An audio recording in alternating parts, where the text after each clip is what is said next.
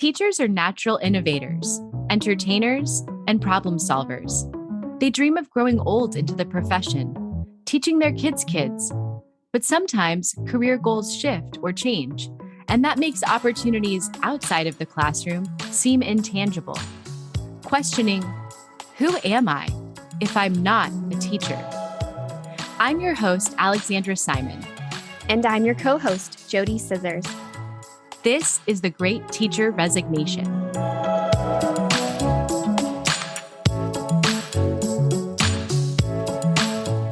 Today, our guest is Alicia Williams.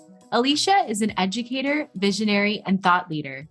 She is the founder and CEO of TeachWoke, an education consulting company that provides workshops and curriculum to center and advance diversity, equity, and inclusion in schools.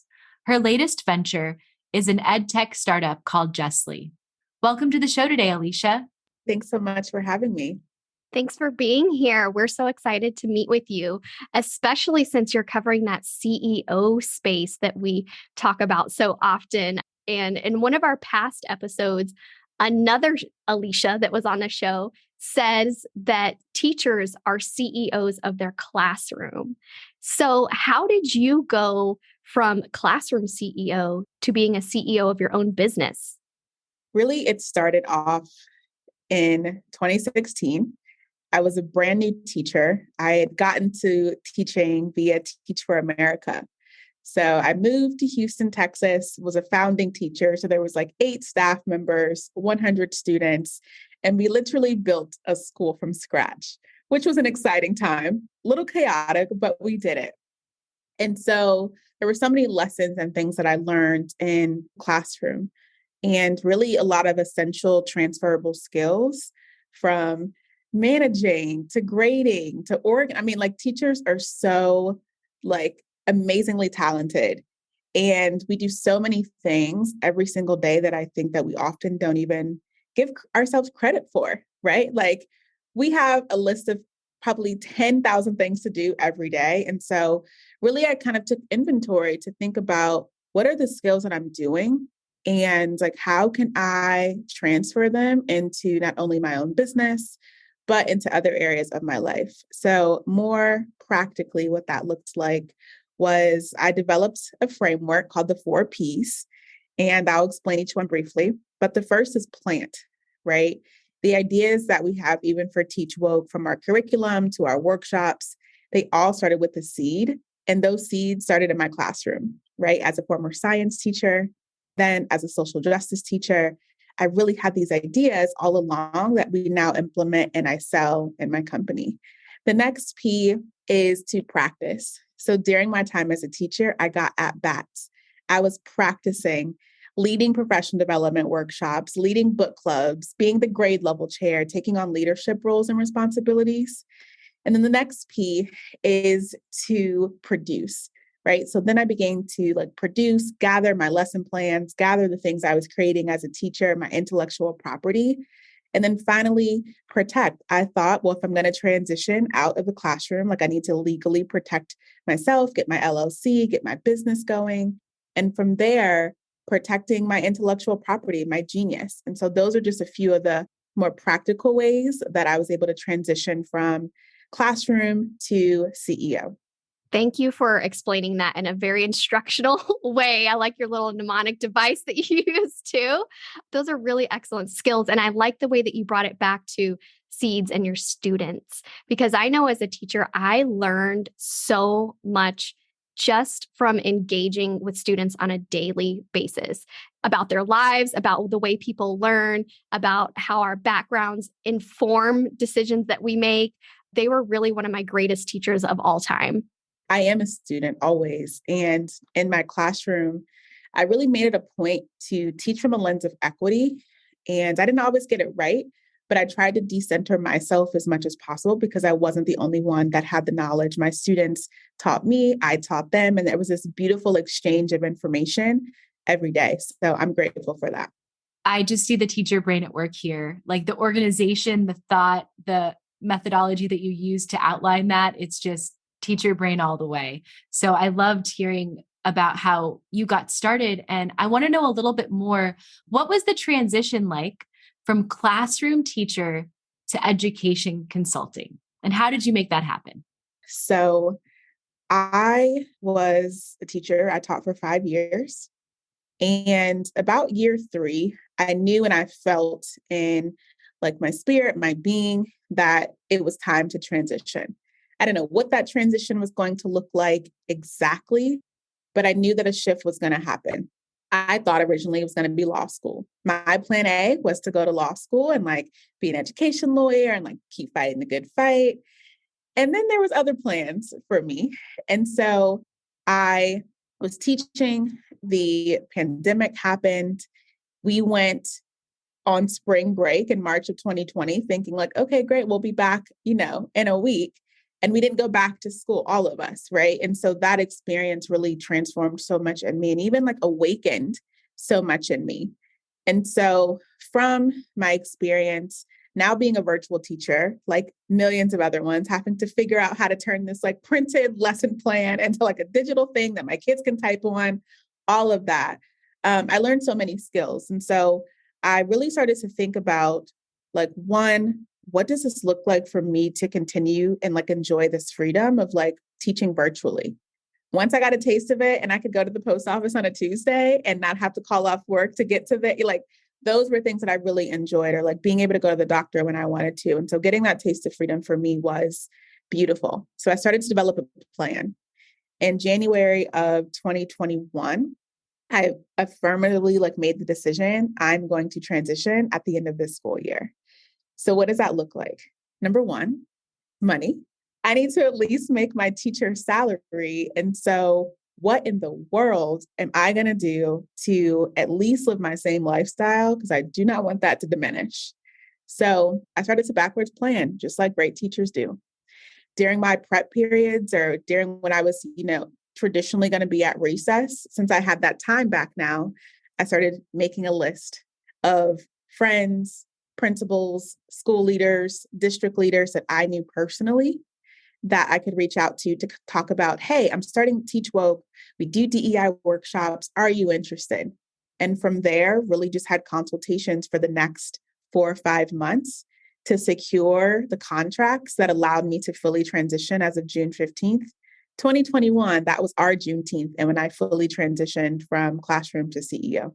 What I think is amazing is that you were able to actually start that while you were still teaching, and you had the ability, the time, the wherewithal, I guess, really to get started ahead of time, which I think is really difficult for some educators. Like sometimes we're in survival mode, and we got to wait till June. I love hearing your story about how you made a commitment to yourself. And in January, you decided you were going to make this happen. And so you did. And you developed the plan, you went through your 4 Ps. That must have been honestly like such a relief to know that when you left in June, when you finished your last day of school, you were ready to go. So can you kind of tell us like what that balance was like of getting that all set up and managing your classes? I know that it sounds like you were remote, but like what advice would you give to someone who wanted to set themselves up like that? Is it worth it? What was the feeling like? It honestly was difficult at first because I genuinely and deeply love my students. Like they're the reason that I even have Teach Woke now and even created Justli.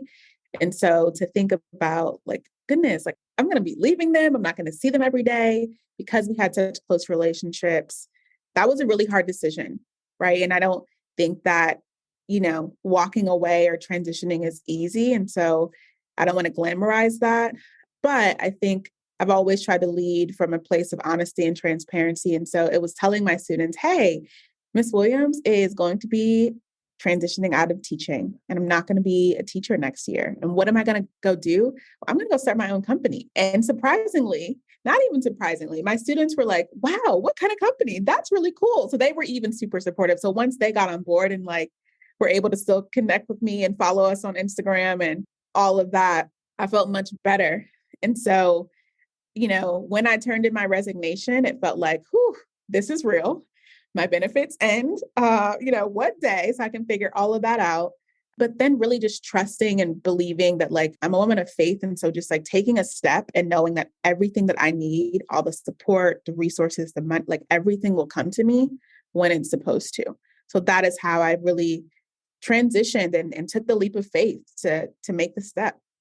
I like how you brought that up though, Ali. There was an overlap there that kind of prepared you. And I remember I had a little bit of an overlap too. When I resigned, I was talking to people, networking, figuring out my skills, making a plan. It was like you were lesson planning, but we were life planning, And I like how you kind of just integrated those skills into this choice in your life. And so I also do consulting and I also do a lot of DEI work with the organizations that I work with. And as a teacher, I always felt like I was on all the time.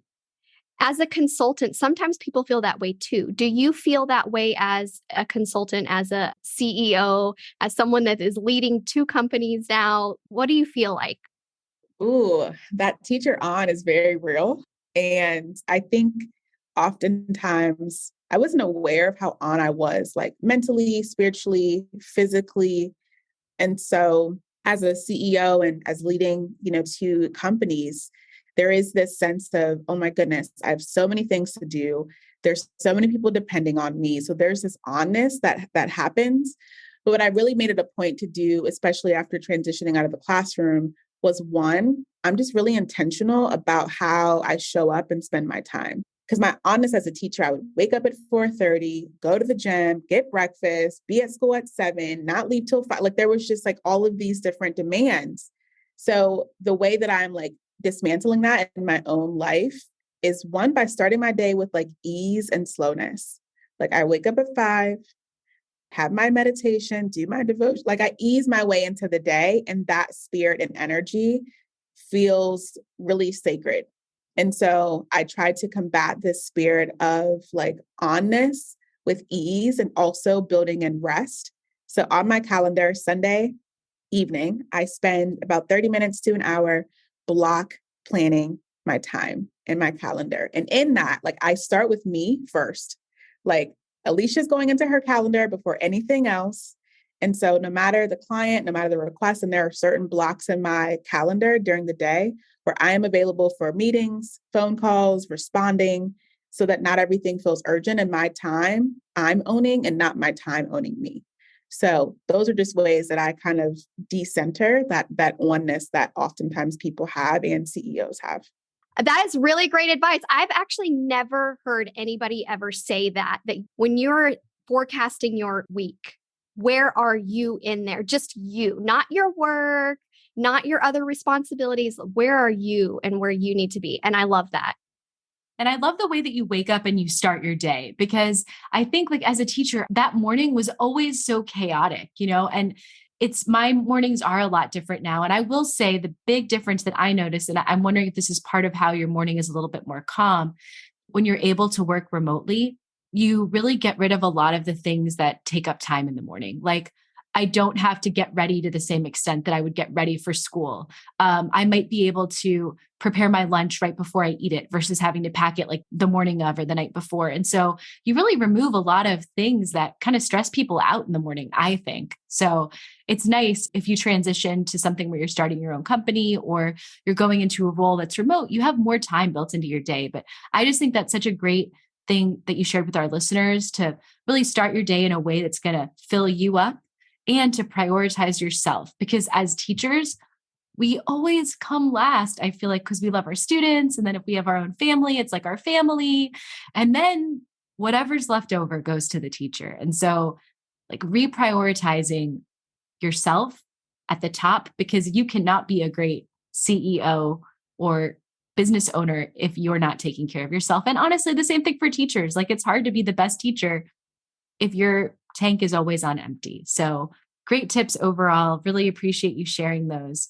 One thing that we also wanted to get into today was, why is an educator's perspective so valuable when you're designing and implementing DEI training? So having been in the classroom and then now you're working on this type of curriculum, bringing this to other educators or other workplaces, how does that educator, that teacher brain perspective help you in doing that work? And why is it so important? I'll answer it in 2 ways. One, from Teach Woke side of what we do with DEI, and then also as an edtech founder. I think both are important to have the lens of an educator. from a DEI perspective, especially working in schools, we work with organizations and companies and universities as well.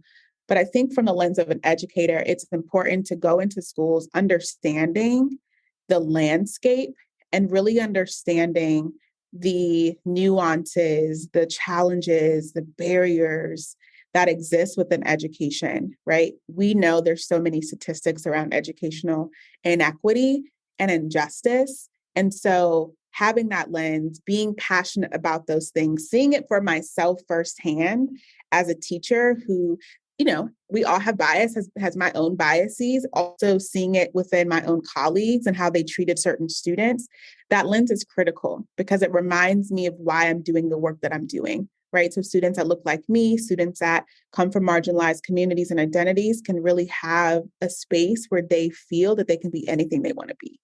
And so I think as a DEI practitioner, and I don't call myself an expert because I'm always a lifelong learner and I haven't arrived, even though I am deeply committed to the work. It's important that educators really understand education and teachers and schools. That is a really valuable concept. Transferring that to Justli, our edtech startup, there are so many edtech founders that I've met in this space. It's have you ever been a teacher? No. Have you ever been a school leader? Have you ever worked inside of a school building with kids at all? And 90% of them, maybe more, have never worked inside of a school, right? And so they're building these companies, they're building these products, they're building these platforms, which are great, but it's so money intensive and centered that it's I'm here just to profit off of kids. And that doesn't feel good or right to me. And what we're building at Justli is the #1 SEL platform to develop compassionate, socially conscious kids. And the reason I'm able to really speak to that and my unique value proposition that I add is that I'm an educator. This is built for educators by an educator who deeply believe in equity and justice. So I think both need to be true when you think about why it's important for educators to do the work and to be able to speak to DEI and to EdTech. Really thoughtful responses there. And I just want to jump off what you last said, which was that EdTech companies need former teachers. They need people who have worked in schools. I feel like we've seen this already in the standardized testing industry. It seems like there's a large disconnection of it's for profit, and you don't always have people who have been in the classroom managing, leading, creating the materials. And so we're in this new space now with technology, and that's what's being pushed in schools now. But we need the teacher perspective and the educator perspective because they really understand at a level that you can't understand if you've never been in the classroom. It's just not possible. So I love that you brought in that perspective, and thank you for sharing your experience with meeting with other EdTech leaders. Thank you for all the work you're doing too. Just starting it from the ground up. That's amazing. You started your career at a school that started from the ground up, and now you're kind of doing your thing, and it's all coming full circle. So you also kind of tap into the gamification space, and EdTech has really taken over that. Even though I was an 80s kid, so there was gamification even before the internet or technology. But what does it look like in terms of training teachers on gamification, and how did you enter that space? I entered the space really from the things I did in my classroom, right? And the lessons and the sessions and stations that were most engaging, they were games. I would make anything out of a game. And so to see the joy and spark in students' eyes was incredible. But then how do we translate that into an actual product, especially around SEL, which is social and emotional learning for those who may not know, and social justice concepts, right? And so we have a proprietary technique that we use at Justli to help us design and think about game design.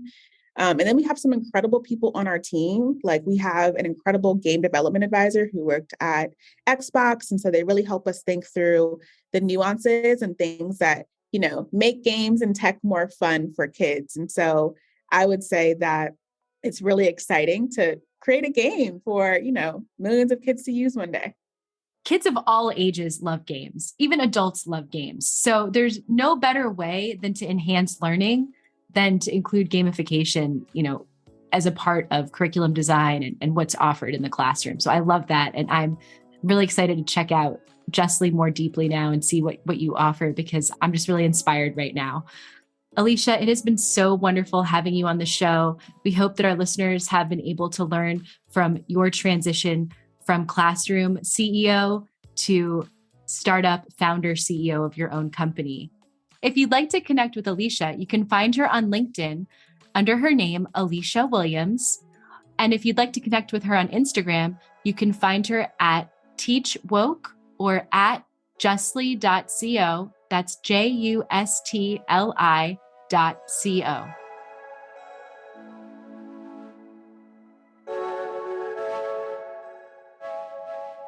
If you liked The Great Teacher Resignation, give us a 5-star rating and follow us on Instagram, Facebook, Apple Podcasts, Spotify, Google Podcasts, Amazon Music, and Audible.